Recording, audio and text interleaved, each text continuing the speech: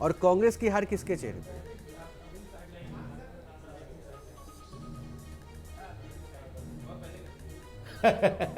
ये तो कोई कांग्रेस का लीडर बताएगा, लेकिन मैं इतना कह सकता हूँ कि कांग्रेस के तर्कों की कंगाली ने जो है वो जो पार्टी कभी मुल्क की पार्टी हुआ करती थी, धीरे धीरे वो मोहल्ले की महंगी होती जा रही है। नहीं, मेरा सवाल इसलिए भी ज़रूरी था सर, क्योंकि अगर ये नतीजा उल्टा होता ना तो कांग्रेस की तरफ से प्रतिक्रिया मिलती कि भाई ये हार तो मोदी जी की हार। इसलिए मैंने पूछा कि शायद बीजेपी इस पर कुछ सोच पा रही है कि नहीं सोच पा रही। अच्छा, यहाँ से चूंकि आपने पहले ही कहा था इंडी अलायंस को कितना तरजीह दें, आज हलचल ये भी है कि शायद खड़गे साहब एक बैठक बुला रहे हैं। देखिए, अब मैं तो एक बात आपको कहता हूँ, ये गठबंधन की गठरी में जितना छेद है उससे ज़्यादा उनके नेताओं में मतभेद है। इस छेद को रफू करने, मतभेद को रफू चक्कर करने में इन्हें अभी 20 साल लगेगा, क्योंकि सभी लोग ऐसे जानते हैं, जो साथी भी हैं उनके। अभी चुनाव में आपने देखा मध्य प्रदेश में समाजवादी पार्टी का क्या बयान था कि कांग्रेस पार्टी तो ठगों का ठठेरी बाजार है, ऐसा कोई सगा नहीं जिसको कांग्रेस ने ठगा नहीं। तो इसलिए जो है वो इनको अगर लगता है कि इस तरह के सुल्तानी सपना देख रहे हैं, तो वो सुल्तानी सपना भी जो है वो सुहा हो जाएगा, चारों खाने चित होगा। जी, लेकिन मुख्तार साहब, अब तो क्योंकि तीनों राज्यों में आप लोगों की जो बढ़त है वो उसने कमोवेश स्थिति पूरी साफ कर दी है। सवाल मेरा आपसे ये है कि अब अगला सवाल लोगों के मन में ये है कि इन तीनों राज्यों के चेहरे कौन हैं। मैं मध्य प्रदेश की बात करूं तो यहाँ पर तो इस जीत का क्रेडिट शिवराज सिंह चौहान को खुद आप लोग भी दे रहे हैं, प्रधानमंत्री के साथ साथ।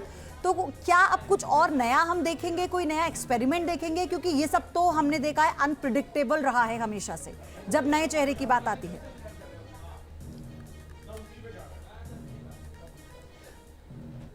देखिए, पार्टी जो है वो चुनाव के मैदान में इन चारों राज्यों में, पांचों राज्यों में बहुत सोच समझ के, बहुत रणनीति के साथ चुनाव के मैदान में उतरी थी।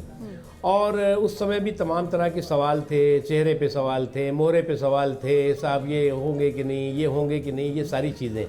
अब पार्टी ने जो है वो बेहतरीन और शानदार प्रदर्शन किया है अपने कार्यकर्ताओं की ताकत और वहाँ की जनता के आशीर्वाद से और नरेंद्र मोदी जी के करिश्माई नेतृत्व से। तो अब चुनाव के पूरे रिजल्ट आएंगे, पार्टी तय करेगी कि कौन कहाँ पर किसको बागडोर सौंपी जाएगी। अच्छा मुख्तार साहब, एक बार तेलंगाना को भी हम सामने रख के बात करेंगे। बीजेपी ने यहाँ भी पूरी ताकत झोंकी, क्योंकि बीजेपी की स्ट्रैटेजी जितना मैं कैलकुलेट कर पाया, समझ पाया, जब कवर किया, बीजेपी चाहे वो नगर निगम के चुनाव की बात करूँ वहाँ पे ताकत लगाती। तेलंगाना में आपने पूरी ताकत झोंकी, लेकिन ये कन्वर्जन आप सत्ता तक नहीं पहुँच पाए।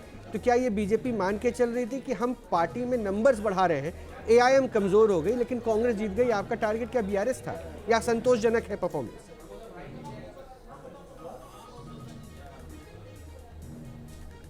देखिए, भारतीय जनता पार्टी में 2014 के चुनाव के प्रबंधन का काम मैंने देखा, 2019 के चुनाव का प्रबंधन देखा, उससे पहले भी देखा, चुनाव लड़ाया भी और लड़ा भी। भारतीय जनता पार्टी हर समय जो चुनाव होते हैं, चाहे वो पंचायत के चुनाव हो, चाहे लोकल बॉडीज़ के चुनाव हो, चाहे विधानसभाओं के हो, चाहे लोकसभा के हो, चाहे बाई इलेक्शन हो, पूरे जुनून और जज्बे के साथ, पूरे सफलता के संकल्प के साथ चुनाव के मैदान में उतरती है। और तेलंगाना में भी हम उसी संकल्प के साथ चुनाव के मैदान में उतरे। अब ये तो हम कभी नहीं एक्सपेक्ट करते कि पार्टी जो है वो 100% हर जगह बीजेपी ही जीतेगी और जनता किसी और को वोट नहीं देगी। हम तो बहुत डेमोक्रेटिक तरीके से हमेशा सोचने वाली पार्टी है। इसलिए जो वहाँ पर जनादेश जनता देगी उसको वो सर माथे पे, जो अन्य जगहों पर जनादेश देगी वो उसका स्वागत है। मुख्तार अब्बास नकवी जी, छत्तीसगढ़ के लिए इतना एक्सपेक्ट किया था क्या? ऑनेस्टली आंसर मैं चाहती हूँ आपसे, क्योंकि जो पोल्स कह रहे थे उसके बावजूद भी रिएक्शंस मिल रहे थे नेताओं के उनको, लेकिन था कि चलो राजस्थान एमपी में हम तो कर लेंगे, हमें कॉन्फिडेंस है। छत्तीसगढ़ को लेकर बीजेपी कॉन्फिडेंस नहीं थी।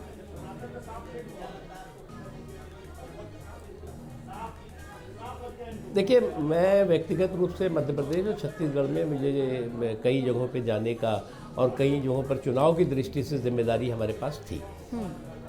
जो रिज़ल्ट आए हैं वो हमें लिए अप्रत्याशित नहीं है, क्योंकि जो हमारे चुनाव के प्रभारी थी मनसुख मंडाविया जी से लेकर के और भी जो लोग थे, हम लोग जब आकलन करते तो ये होता था कि छत्तीसगढ़ भी हम जीतेंगे। लेकिन निश्चित तौर से जो यहाँ पर चुनाव विश्लेषण हो रहा था, जो हमारे चुनाव विश्लेषक थे, चुनाव के जो गणितज्ञ थे, वो अपने अपने विश्लेषण देते हैं और देना भी चाहिए, उसमें कोई एतराज़ नहीं। लेकिन ज़मीन की हकीकत जो है वो भारतीय जनता पार्टी के पक्ष में थी। सर, साउथ पोल क्या बीजेपी का कमज़ोर होता दिख रहा है? क्योंकि मैं लगातार जो मेहमानों से भी जुड़ रहा हूँ तो बार बार इसकी ओर इशारा कर रहे हैं।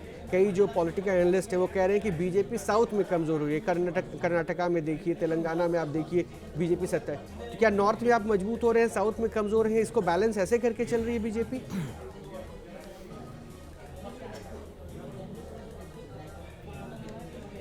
देखिए, ये जो अभी साउथ में कर्नाटक का आपने बताया, अभी आज तेलंगाना का बताया, तेलंगाना में हम सरकार में तो नहीं थे, तो लेकिन इतना हम ज़रूर कहना चाहेंगे कि हमारी कोशिश है कि देश के हर हिस्से में भारतीय जनता पार्टी का विस्तार हो, भारतीय जनता पार्टी अपनी विजय पताका फहराए। अब वहाँ पर क्या हमारी कमियाँ रही होंगी, क्या और हमें करना चाहिए, वो जो है उसका आकलन करेंगे। लेकिन इतना ज़रूर है कि साउथ में भी भारतीय जनता पार्टी बिल्कुल गायब नहीं है। उसका प्रदर्शन कोई जो है वो नकारात्मक, वो बहुत ही ज़्यादा निराशाजनक नहीं है।